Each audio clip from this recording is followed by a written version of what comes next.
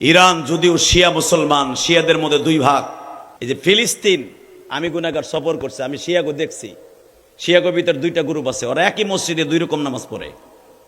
এই মুসলমানের পোলা, এক গ্রুপে আলীকে নবী মানে, আর এক গ্রুপে আমার নবীরে নবী মানে। যে গ্রুপে আলীরে নবী মানে, এই গ্রুপে বলে টাটকা শয়তান, জাহান্নামী। তো খামিনি হইতেছে আলীরে নবী মানে না। সেই হিসাবে ওনার নেতৃত্বে উলামা একরামের 100% ভাবে সমর্থন দিয়ে আমি মনে করি বর্তমানে ফরজ।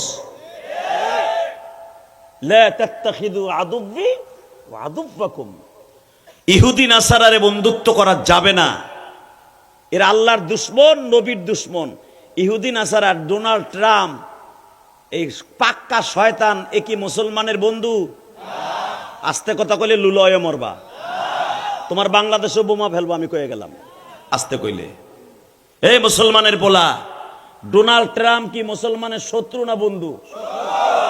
ওই এমন শত্রু, এই বদমাইশ যতবার ক্ষমতায় আসছে ততবার মুসলমান শেষ করছে। আফগানিস্তান শেষ করছে, কুয়েত শেষ করছে, ইরাক শেষ করছে। ওরে যদি শিয়া মুসলমান ওর বিরুদ্ধে মোবা ফেলায়, তার জন্য দোয়া করা আমি মনে করি মুসলমানের জন্য ফরজ। শুধু একসাথে বলতে হবে, এই মুসলমানের পোলা, ইহুদি নাসারা যেরকম মুসলমানের বন্ধু হতে পারে না, বর্তমান ইরান দেখিয়ে দিয়েছে মুসলমানের পক্ষে মুসলমান কেমনে বেঈমানগুলোকে দাঁত ভাঙ্গা জবাব দিতে হয়।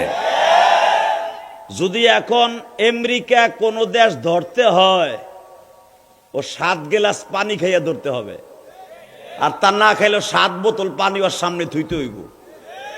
কথা কর না কেন? ও প্রথম ভাবছিল ইরান বুঝি ফেসটা, তালের ফেসটা। এখন দেখে ইরান যে বোমাগুলা মারতাছে, এগুলা আমার বাপের কাছেও নাই। সেই 1959 সালের বোমা মারতাছে এখন। 59 সালেরটা কেবল শেষ হয়েছে, 2026 সাল তো বাদ। এই যে গত সপ্তাহে মারছে, পরীক্ষা করে দেখে 70 সালেরটা কেবল শেষ হয়েছে। আরো 35 বছর আগে কাছে স্টকে আছে।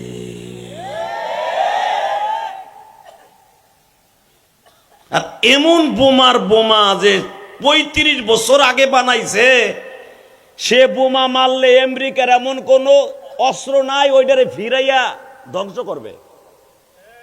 সেকালে তো অত্যাধুনিক বুদ্ধি কমা ছিল, এখন তো কেজি বুদ্ধি। কথা কন না কে? এখন ডোনাল্ড ট্রাম্প খালি দুলাবাই কয়। মিস্টার জনি কয় জমি, গিয়ার হাট সোয়েডার, বাংকে মুন, টনি বেলেয়ার না, টনি বিলাই রে পাও ধরে। রাশিয়ার প্রেসিডেন্ট টনি বিলেয়ার না, পুতিন বেলালে দিন পুতিন। এই পুতিন রে খালি এখন পাম দিতেছে, আপনি ফিরান। মারহাবা বলেন।